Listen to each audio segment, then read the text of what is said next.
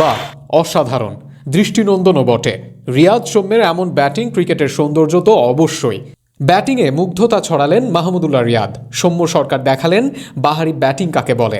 সৌম্য রিয়াদের 148 রানে ভর করে ম্যাচ জিতল fortune Barishal. On and off থাকা বরিশাল গর্জে উঠল দুই অভিজ্ঞর ব্যাটে চড়ে। হার হতে পারত নিশ্চিত ফলাফল, সেখানে সাইফুদ্দিনরা দেখালেন চমক। বল হাতে সৌম্যের জাদুও ছিল দেখার মতো। ব্যাট বল দুই জায়গায় চমক জাগানিয়া পারফর্ম করেছেন। তবে বোলিংয়ের থেকে সৌম্যের ব্যাটিংটাই বেশি নজর কেড়েছে। সেই সঙ্গে রিয়াদের ঝোড়ো ব্যাটিং ছিল উপভোগ্য। 4 ছক্কা 7-4-এ 47 বলে 73 রানের ইনিংসটা ভক্তদের মনে গেঁথে থাকবে নিশ্চিতভাবে। সৌম্য সরকারের ফর্ম ফিরে পাওয়া তো নিঃসন্দেহে উপভোগ্য ছিল। 48 বলে 75 রানে 6 ছক্কা 4টি 4। সৌম্য ফিরে গিয়েছিলেন পুরনো দিনে, যেদিন সৌম্য ব্যাট হাতে নিলে বোলাররা বলের লাইনই খুঁজে পেত না।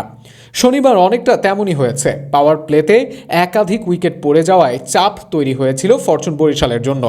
সেই চাপ দু হাত দিয়ে সরিয়ে ম্যাচে আধিপত্য বিস্তার করেছেন সৌম্য রিয়াদ। টি-20 বিশ্বকাপের আগে সৌম্যের এমন ব্যাটিং নিঃসন্দেহে স্যাটিসফাই করেছে তাকেও। রিয়াদের ফিরে আসার গল্প তো আরও রোমাঞ্চকর। দৃষ্টনন্দন শটে পুরো মাঠ মাতিয়ে রেখেছিলেন অভিজ্ঞ এই ব্যাটার। তামিম শেহজাদদের উইকেট পড়ার পর বরিশালের হয়ে হাল ধরতে বাকি ছিলেন রিয়াদ সৌম্যই। এই দুই অলরাউন্ডারের ঝোড়ো ব্যাটিংয়ে ফরচুন বরিশাল পায় 189 রানের পুঁজি। জবাবে ব্যাট করতে নেমে দ্বিতীয় ওভারে ঢাকার প্রথম উইকেটের পতন হয়।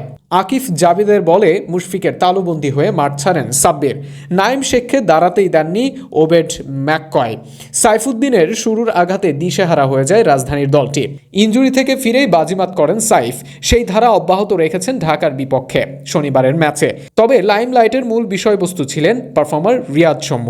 জাতীয় দল থেকে বাদ পড়া রিয়াদই এখন পারফর্ম করছেন। ফিটনেস নিয়ে প্রশ্ন তোলা রিয়াদের ফিটনেস এখন চরমে। ব্যাট হাতে পারফর্ম করছেন একজন তরুণের মতো। সৌম্য তো ফিরে গেলেন পুরনো রূপে।